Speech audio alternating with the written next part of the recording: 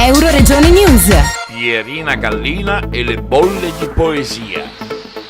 Il secondo libro, Come petali di luna, è stato presentato ufficialmente con un evento spettacolare, il coro, la musica, tantissima gente. Si tratta forse di un libro autobiografico? E il prossimo libro? È vero. Sì, c'è un riferimento appunto e la chiamarono Pierina, infatti è il primo racconto.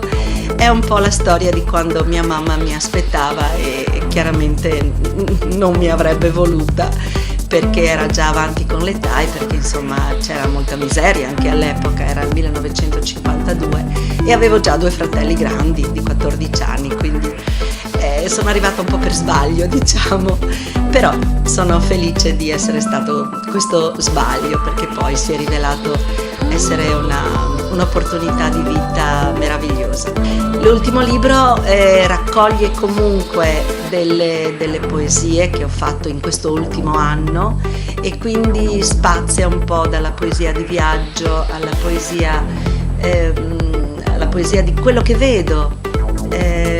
Io trovo granelli di poesia ovunque, anche in un sassolino a forma di cuore che trovo per caso, quanto in un bambino in cui vedo uno sguardo triste, oppure in una foglia che cade, che danza. E quindi ieri c'era il vento e chiaramente erano le foglie che stavano andando alla festa in ballo, per me non stavano cadendo.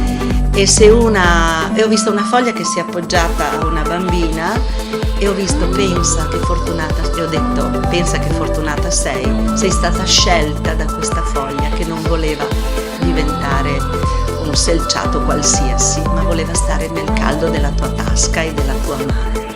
Dal Medio Friuli per Euroregione News, Marco Mascioli. Euroregione News.